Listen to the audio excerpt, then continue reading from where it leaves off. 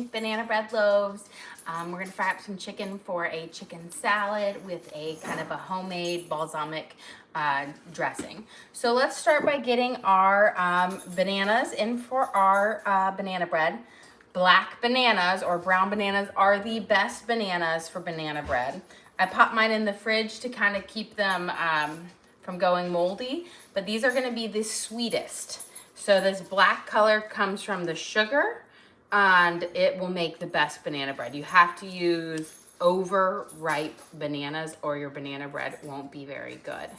It won't have the right texture, it won't have the sweetness to it. So this is, I will say, this is where you want it, brownish black.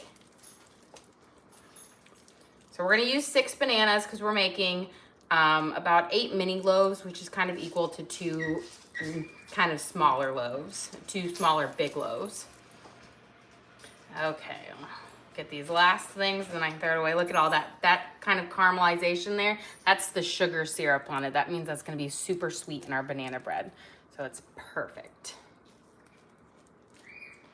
Okay, so let me get there and then we're gonna add in our sugars. Give my hands a quick wash. Just to rinse a little bit of that banana juice off. We're gonna add in 3/4 a cup of granulated sugar and 3/4 a cup of brown sugar.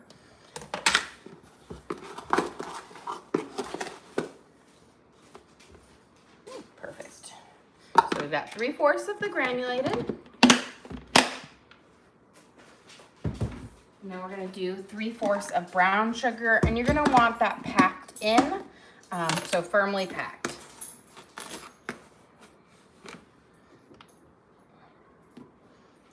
Go, so that's a 1/2 cup, and I'm gonna just do this one halfway of that.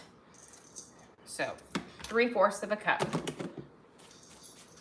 Get some of that brown sugar off my hands. And then we're gonna mix the bananas and the sugars together until we've got a kind of a liquid pulp forming. And I'm gonna use my hand mixers for this. You can definitely use just a spatula too, but the hand mixers really help it kind of come together.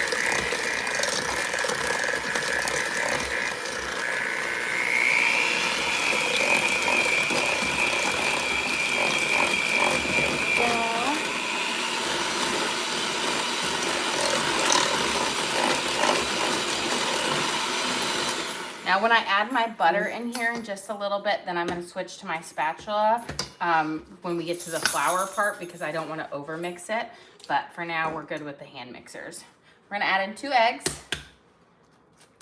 So 1 and 2. And this is gonna be for our banana bread.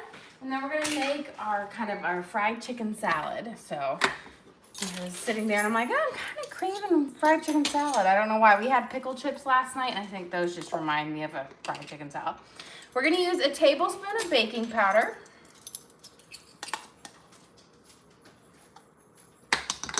And then a teaspoon of baking soda. And that's probably gonna be the very end of my jar, but let's see how far we can get with it. There we go. And then 2 teaspoons of vanilla extract. So 1 and 2. And then we're gonna just add a dash of salt, probably like a 1/2 teaspoon. So maybe a little more than a dash. But we're using salted butter, so we don't need too much salt in here. But you want a little bit to help really enhance the flavors. We're gonna give this a quick mix up. And then we're gonna add in our butter and then our flour. Go. And then I'm just gonna add in my butter now while we're mixing. And this is a 1/2 cup of salted butter melted and kind of brought down to room temperature so it's not so hot that it will scald the eggs. There we go. And then I just want to make sure I mix this until all of that baking soda and baking powder are incorporated. That way you don't have to sift them into your flours. Now that we're done with this, put her over here. I'm gonna give my hands a quick rinse. I got a little brown sugar on there. Now we are going to add in 3 cups of all-purpose flour.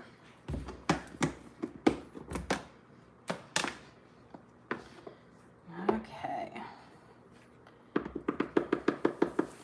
So 1,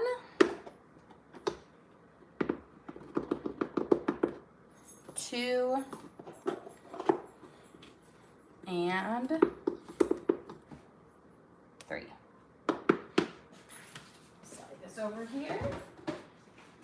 Now I'm going to use my spatula to mix it because I don't want to over mix it. Otherwise, I'm going to get a stiffer banana bread and I want a nice lighter, fluffier one. So I'm going to mix it. It's still going to be kind of chunky. It's going to be thicker because this is a butter-based banana bread instead of oil. And butter always leaves you with a thicker batter, but it will thin out once it starts to heat up. So we're just gonna mix it until it's chunky, but we don't see any just flour sitting on top. And that will give us a really fluffy batter, or fluffy banana bread. There we go, just about here. Do a couple little folds over. Now, if you wanted to, you could add in chocolate chips or walnuts or anything that your heart's desires in your banana bread, but I'm keeping ours plain because that is typically everybody's favorite way in the house. I've got my mini loaf pan, so these are gonna make 8 little mini loaves. They're kind of cute. But I like these over the big loaves because they cook up faster without over drying them. But you're gonna wanna make sure you spray them down really well so that they don't get stuck in there. Okay. And I'm gonna start spooning in each one into my little loaf pan here. And then we'll have these cooking in the oven at 350. There we go.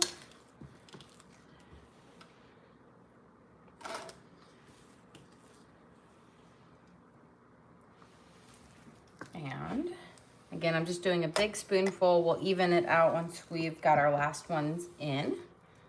I think I might have enough to make another mini loaf. I have another mini loaf, not quite this big of a loaf, or not that small. It's a little bit bigger.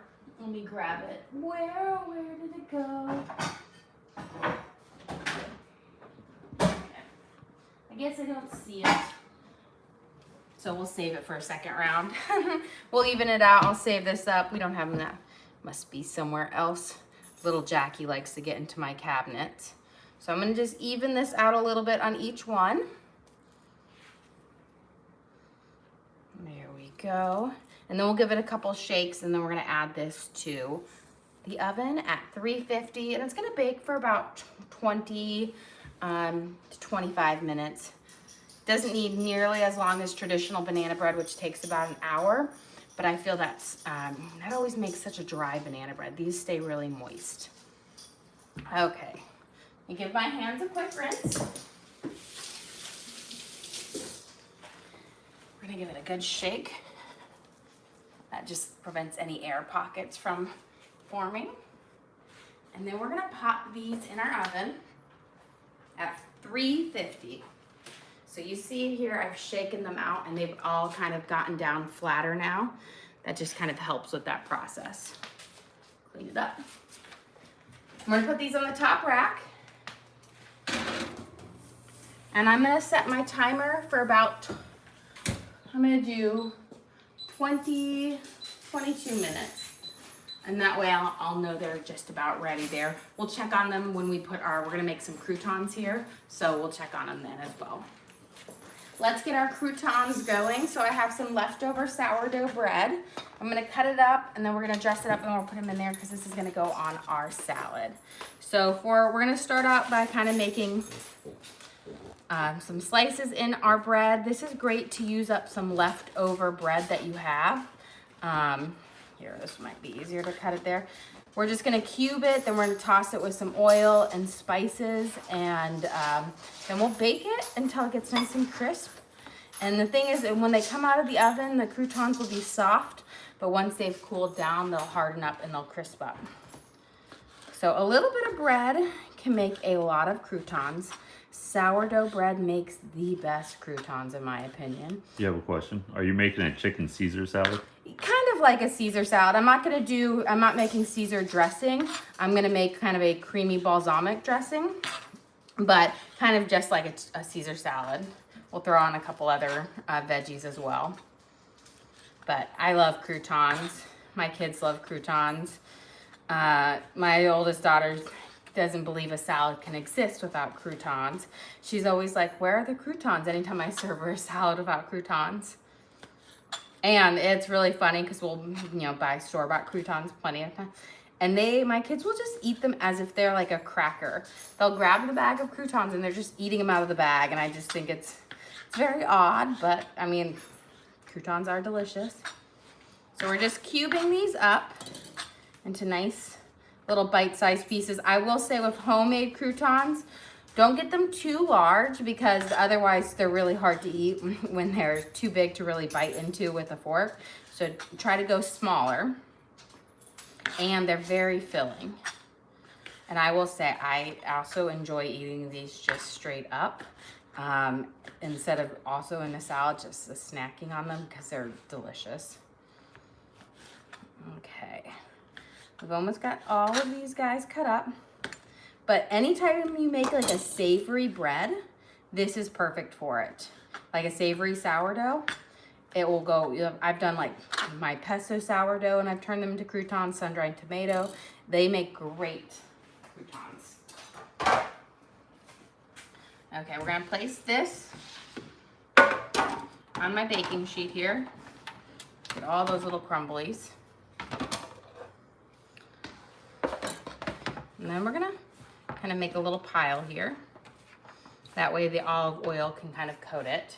And you're gonna put about, I wanna say maybe 2 to 3 tablespoons of olive oil on it. I just give it a good drizzle over it to kind of coat the top. We're gonna coat them, but you want them to crisp up and crunch up. Then we're gonna add a little bit of Italian seasoning that gives them a little spice, and then a little bit of garlic salt. You wanna add a little bit of salt because that just brings them up a level, but don't add too much because a little bit of salt carries it. You have a question? Any ideas for dinner?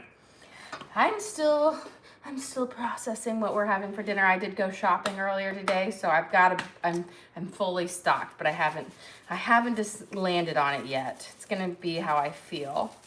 We're gonna put about a half a teaspoon of garlic salt over, a couple good shakes, and now we're gonna just go in with our hands and really kind of coat it. And I will say, give them a good squeeze so that olive oil will not just suck up on there, but you want them to really coat everything. There we go. Perfect. We'll spread this out. I'm gonna give my hands a quick wash, and then we're gonna just pop this in the oven right underneath the banana bread. So let's get that olive oil off my hands. You have a question? Did you remember to get Worcestershire? No comment. I completely forgot again. And I realized that after every time. It's one of those things that I don't buy. And my husband's like, you should just buy the big gallon one on Amazon. And I was like, no, we don't need that one. I'll get it next time. I should have. Okay, we're gonna pop these under here. We're gonna let them cook up.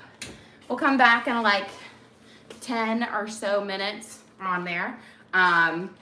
Let's see, so I'm gonna check out my timer. So 2:27, I'm gonna try to remember when 10 minutes are. Croutons can take around 10 minutes. You're gonna think they're not done because they're gonna come out of the oven soft, but they crisp up. So don't over bake them, otherwise you'll have rocks. Okay, let's get our chicken prepped for our fried chicken dish. So let me reach forward. Our fried chicken salad. And we're gonna make our we'll trim our chicken up, but first let's make our dredge. So let me grab my flour from right over here. I'm just using 2 really big chicken breasts. I'm gonna trim them up a little bit because they have a bit of fat on them, but we don't have a huge amount of chicken on it. You know, we'll have lots of other things.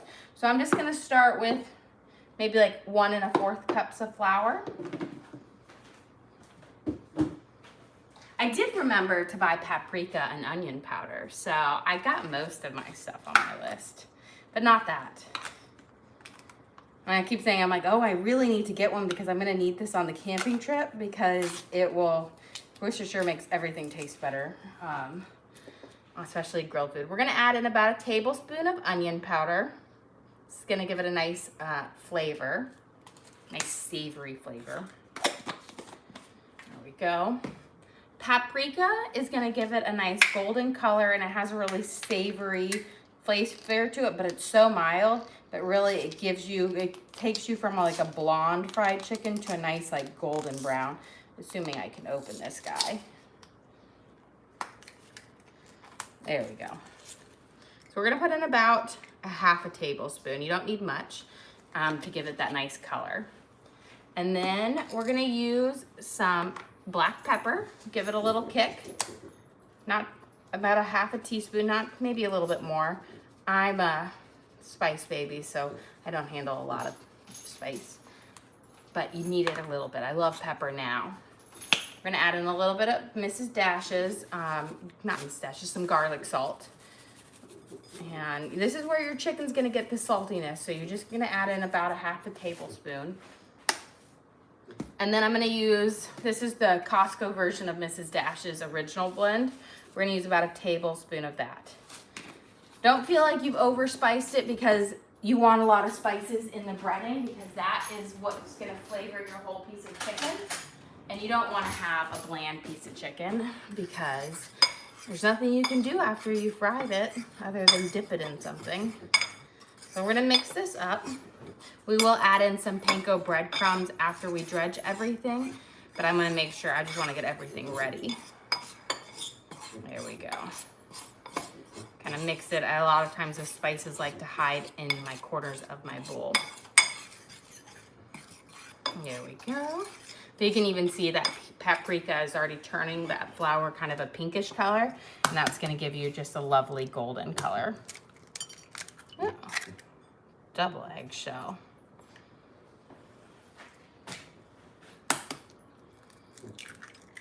And we just need about 3 eggs for this. I will say, always err on the side of having a little bit extra egg and flour versus a little too under, because it's nothing is worse than trying to have to add more egg or make more dredge later. We're gonna mix this up. There we go.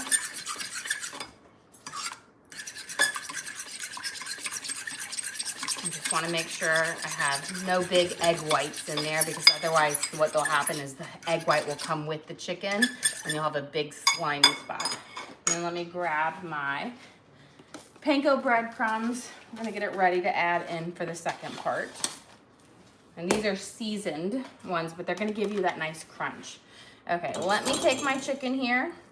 Anytime you see this little yellowish fat stuff, cut it off. It's just gonna be rubbery. Chicken fat just does not cook up well. You know, it's not like a steak where it can crisp up nicely. It just gets rubbery. Unless you're deep frying it like just by itself. Okay, that should be good. So we just took off a little bit of that.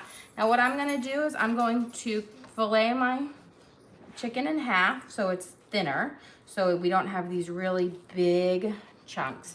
And then I'm just gonna make kind of little strips that will be easier for us to kind of cut up for our salad. You have a question. What knives do you use?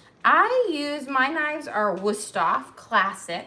I've had them for over 15 years and I absolutely love them.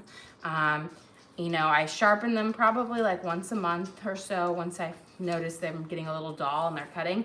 But I got the set And it comes with like a honing steel, so it's really easy to sharpen up your knives. It's not, it may seem scary at first, but it's actually pretty easy.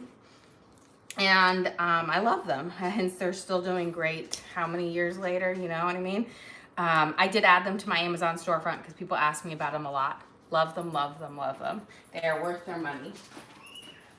Okay, let's get ready. This is gonna be my dredging hand because this is the one that was touching my chicken while we were cutting. So when I'm dredging and doing anything this, I always try to keep one clean and one dirty. That way I can have a free hand to do stuff. So we're gonna go through our seasoned dredge and we're gonna coat everything first. Then I'll add some more panko back in, and then we'll do our egg wash with it, and then back into the flour, the panko and flour dredge. Here we go. Now the reason you want to do this part first is it's going to keep the breading from sticking on. If you try to just dip your plain chicken in the egg, what will happen is that egg will just slide right off, and then your breading won't stick on. It acts like a binder. Okay. So we're going to take my clean hand. We're going to add about a cup of panko breadcrumbs in here.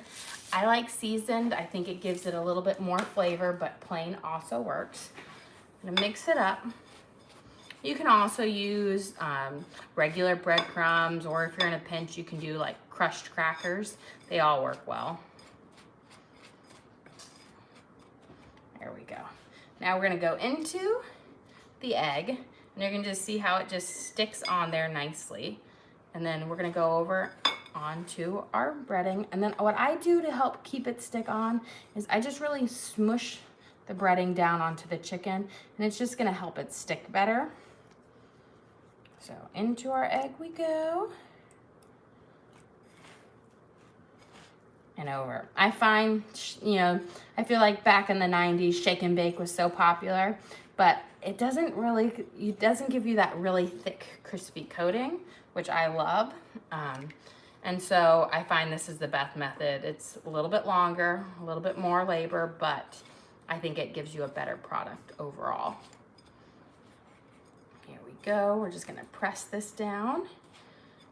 Make sure it gets all stuck on there. And you can see how big they grow in size once you bread them. They're like twice the size. So a little bit of chicken can go a lot farther when you bread it up. Here we go.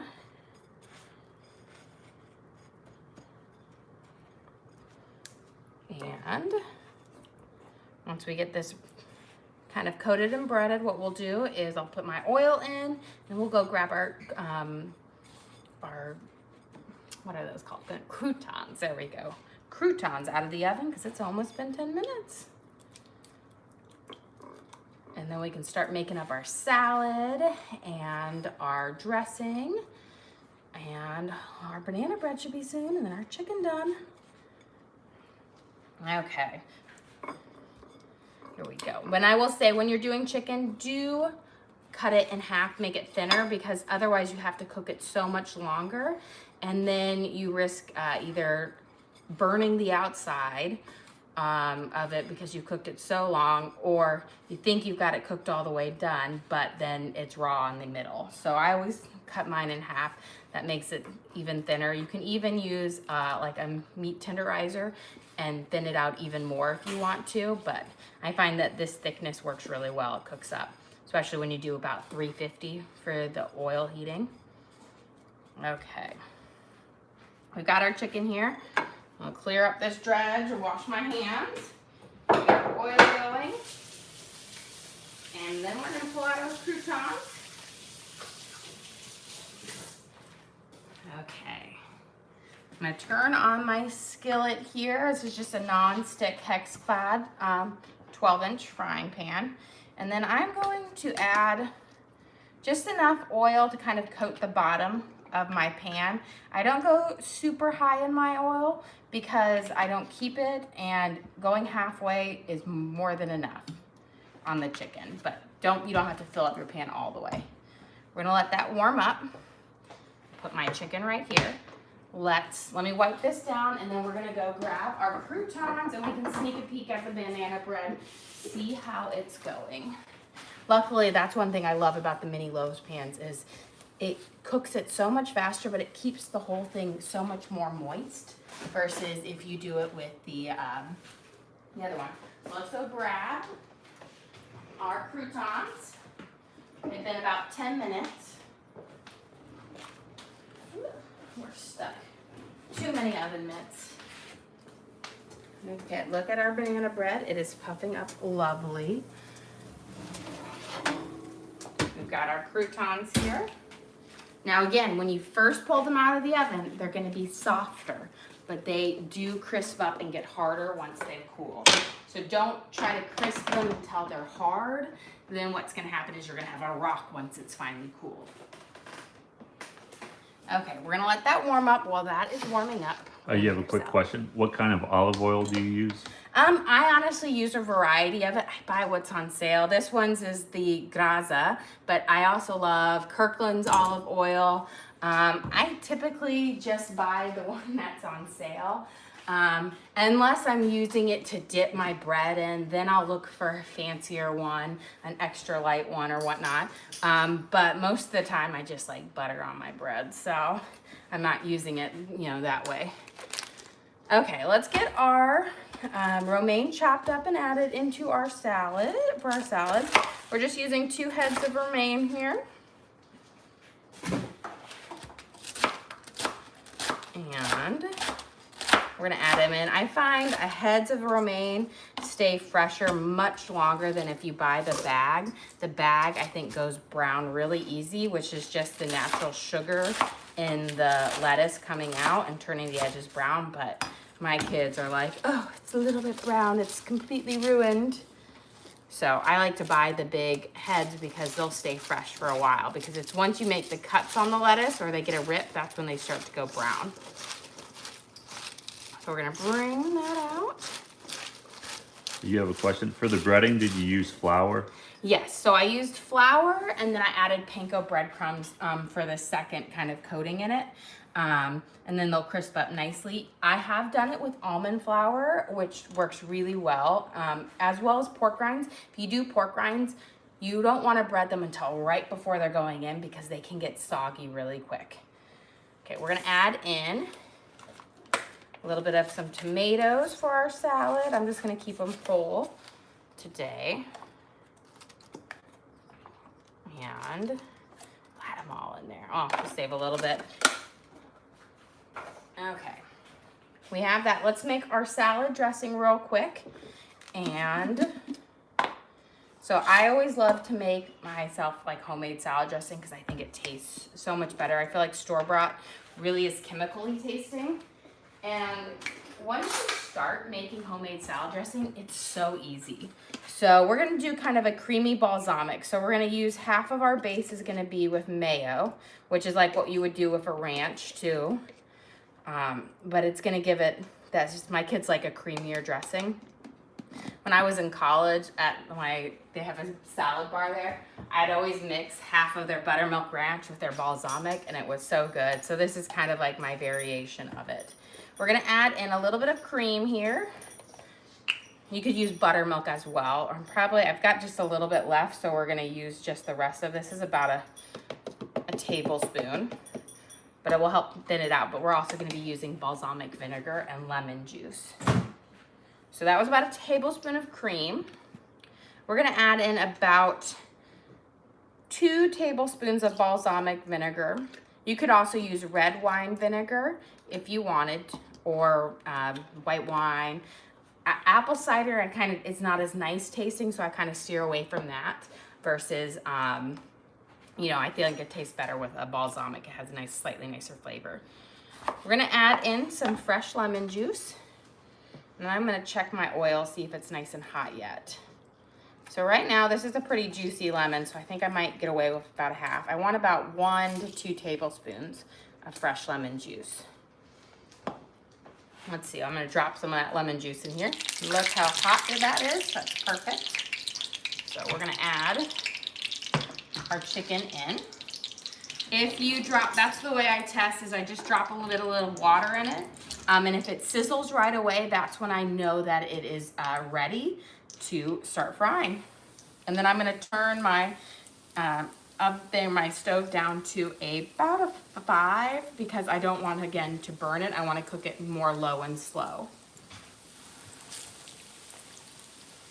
Let's see if we can't get 4 in here so we can do 2 batches of our chicken.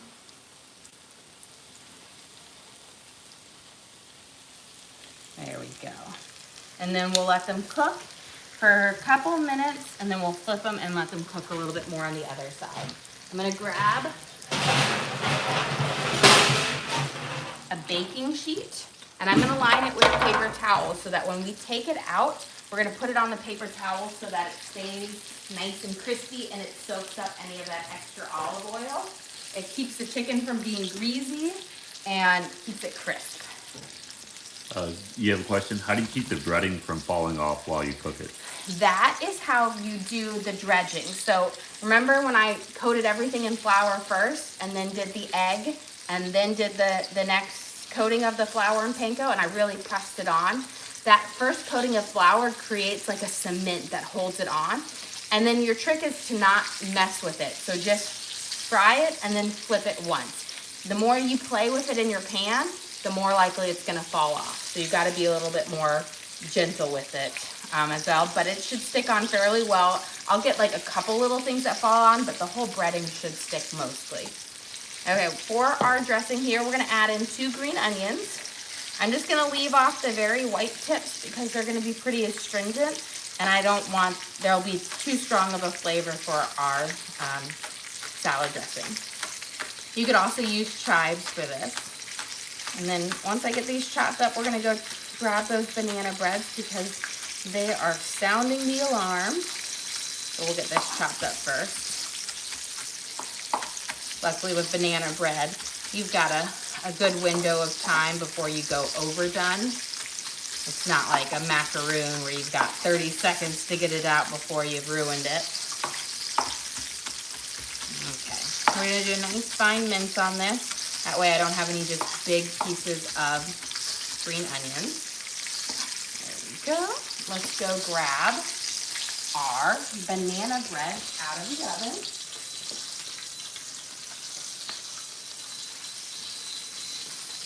Okay. Look at those beautiful loaves. I'm just gonna feel them. You know what?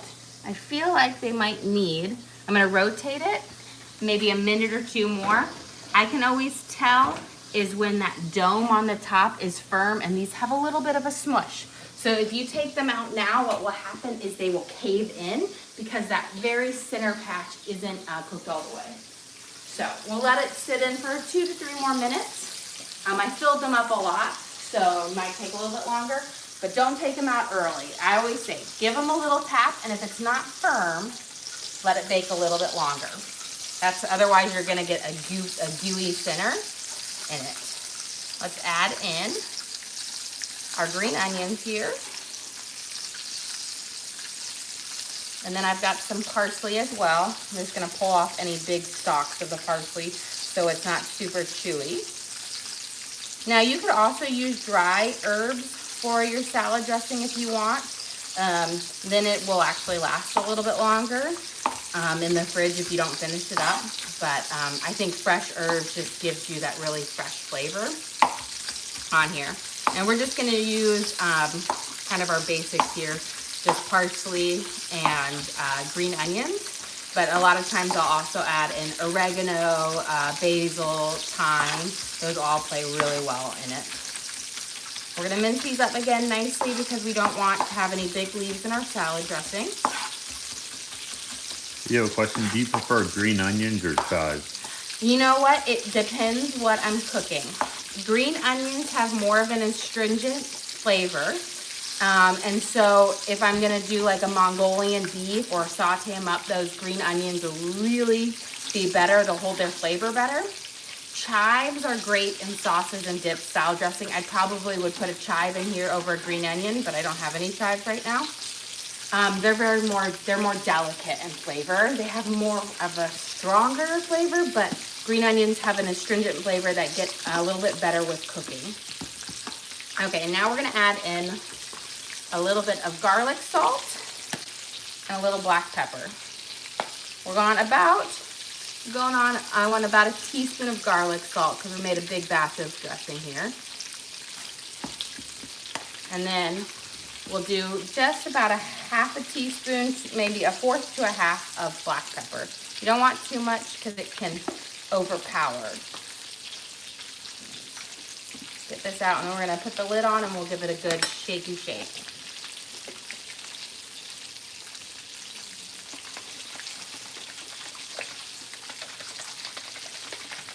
There we go. And this is, you've got the balsamic gives it a light brown color. So if you didn't want a brown color, you could use a white wine vinegar. But it's gonna be just a lovely creamy dressing here. We can top it off in here. You see how smooth and creamy it is? But those herbs will just really set it up.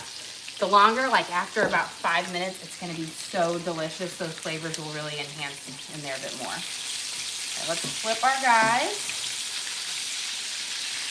So we've got this nice golden, darker brown coloring on it. That is from the paprika. The paprika gives the fried chicken a little bit darker of a color versus being really pale, which is more if you didn't use the paprika. You have a question? Where's the dressing container from? This dressing container is, I'm trying to see, OXO. This is literally right there. OXO salad dressing. I love it. I use it all the time. You know, I don't think I've added this to my storefront. I'm going to add this to my Amazon storefront because I absolutely love it. I use it all the time. And it has the really convenient measuring on it, so you don't have to like measure out. You can just pour and look at the measurements on the side. So I'll add it to my storefront when we get done with the stream because I have to say I highly recommend it. I've got some fruit here to cut up while we're waiting for our chicken, and then we'll check on our banana bread here in just a second. Let's see. Let's start with, I've got a melon that we're gonna go there. We have a cantaloupe melon. I was like sitting there and I'm like, oh, I've got to cut this up because it's about to go bad. I got a spoon. We're gonna scrape this out with the thing. And then once we're done scraping this out, I think it's been about 3 minutes. So I think we'll go check on our banana bread. I didn't need much, but I knew if I took it out, that banana bread was gonna sink because it was not. That's just the quickest way to check to see if it's done. Is you just give it a little love tap on the top, and if it's firm, then it's good. Okay. Get all those seeds out. And then we're gonna go grab our banana bread. Okay. And then that will be ready there.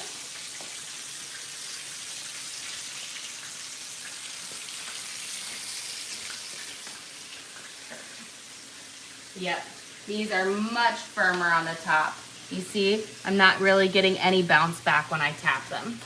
And they've gotten a little bit more golden, which is perfect. So, always double check. I always say, don't just follow cooking things by what is listed. Use that as a guideline, but everybody's oven cooks a little bit different. And if you try to follow things, you're either going to have a lot of times underdone or overdone. But you see these got this nice kind of firm. They don't really give much of a bounce back or sink in, which means they'll be perfect. And they're just, I will say, I'm excited. My kids love banana bread, so they'll be very, very happy with this today.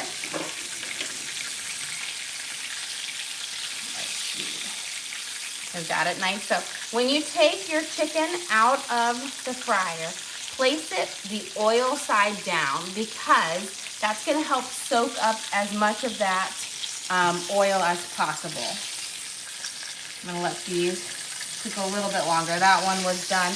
I find that one side is always a little bit hotter than the rest. Okay, let's get our fruit cut up. I've got a couple different things. We've got our cantaloupe.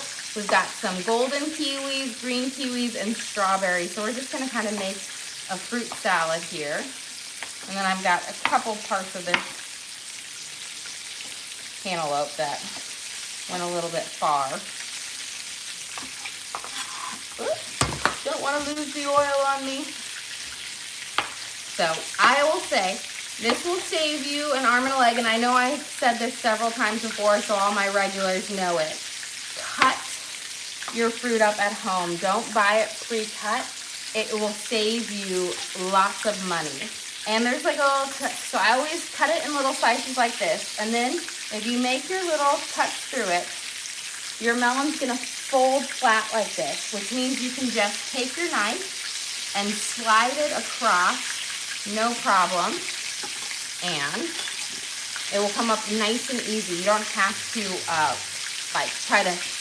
you don't have to follow the whole thing around with your nail if you don't want to. That can be a little bit harder because you have to have a little bit cleaner knife skills. So you can always just slice it up like that, because I find this way is a lot harder than just go like this. Make your cuts, and because this melon rind is softer, it's gonna fall down flat. And this works with most melons. The only melon it doesn't really work with is watermelon, because that rind is really, really thick. But honeydew, cantaloupe, pineapple, or canary melon, gold melon, tammy melon, this technique all works with. Okay, let's see. I think I've heard my sizzling up now. There we go. Add it on. Got a nice golden brown color. There we go. We're gonna let those cool. We're gonna pop our next set on. And when I always do it, I always do my biggest ones first, because that oil is the hottest at the beginning, and it will cook up nicer first, and then my thinner ones to the second. Okay, let's get this fruit cut up, and then we should be about ready to assemble our salad. I will say I've gotten pretty good about cutting up a cantaloupe or a melon. I can cut up one typically in less than 5 minutes if I'm sitting there doing it straight up, because it gets pretty easy. Like, once you know how firmly to push and whatnot. I will say you want to use a big knife on this versus a smaller knife. Like a paring knife would be awful to try to chop this up. But a nice knife with some heft behind it does a really good job. Put my peel in there. There we go. We can take a little bit out of the way. But, you know, when you buy it in a store, they'll charge you almost like 300% the price of the melon. So I got this cantaloupe here for, I think it was like $3. And in the store, it's gonna easily cost you between $7 and $12 for a medium-sized one to cut up, and you get more cantaloupe doing it yourself than that. So I always say it's a great way to kind of cut your fresh fruit bill in half if you just do a little extra work for it. I always cut mine up during like the meal, because there's always dead time when you're cooking, and this is like a great way to fill it up. I always give my kids fresh fruit with their meals. That way I know they're getting it, because if I rely on them to grab fresh fruit as a snack, they're just gonna go to the pantry and grab something else.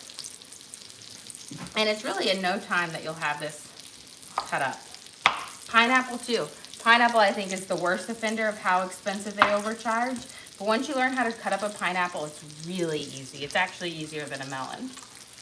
Okay, so I like my big knife for the cantaloupe, but for my smaller ones, using a paring knife or a serrated steak knife works better. And so I've got my green kiwi here, and I always just cut off the ends, and then I peel it like this, and then I can just take my blade and slide it right underneath that skin and remove it there. I will say kiwis, there's no good way to eat a kiwi. It's, that doesn't take a lot of work. My sister, she always just cuts it in half and gives the kids a spoon to scoop it out of. And I was like sitting there and I'm like, oh, I should have done that, but my kids won't do it now. I've made it too easy for them. Here, this kiwi's a little nicer. And then we're gonna do our gold kiwis. If you've never seen a gold kiwi, I swear I'd never heard of a gold kiwi growing up, but recently I've seen them everywhere. They're delicious, and they've got a nice golden hue to them. They're not as fuzzy. They're a little bit bigger than a regular kiwi, and they're sweeter. So they're nice. For some reason, Evie, my soon-to-be 10-year-old, thinks they have a banana flavor to it. Nobody else agrees with her on that sentiment. I think she's kind of crazy, but maybe somebody else will taste it. Let's see if these guys are ready to go. I think I had my oil a little hot there.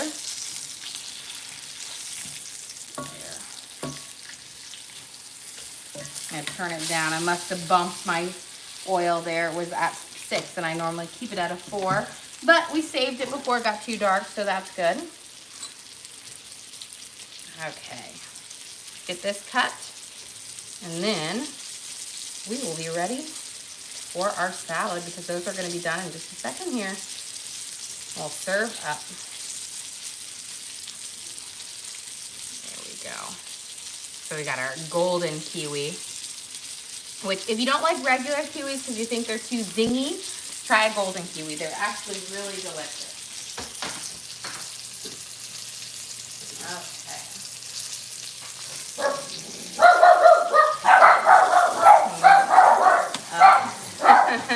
There's our dogs alerting everybody in the neighborhood. Okay, we've got our kiwis here. Thanks. Loki, Bruni, Grace. Let's not be so loud. Okay, I got a avocado today, and I dropped it. So I was like, I've got to eat this one up today because once it bruises, you know how avocados are. They literally go bad so fast. So we're just going to add it to our salad. I was like, oh, it won't make it to tonight.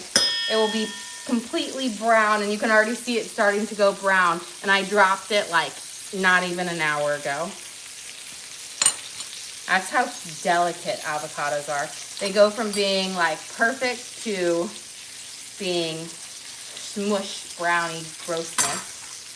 So we're gonna add these in here because that will go well with our salad. So we've got our avocado in here. And then we've got, I'm gonna put a little bit of Parmesan cheese. Sprinkle our Parmesan cheese over the top. There we go. And then we're gonna add in our croutons. And then we'll be ready to serve up our salad. Which I'm sure my kids are hungry. They've been playing outside in the water play area. And so I'm sure they're nice and hungry, ready for lunch. Okay, let's grab a small cutting board here so I can chop up one of my chickens here for my salad. And grab this plate out. Nice and clean. Okay, while these are frying up, we're gonna chop up one of our chicken here.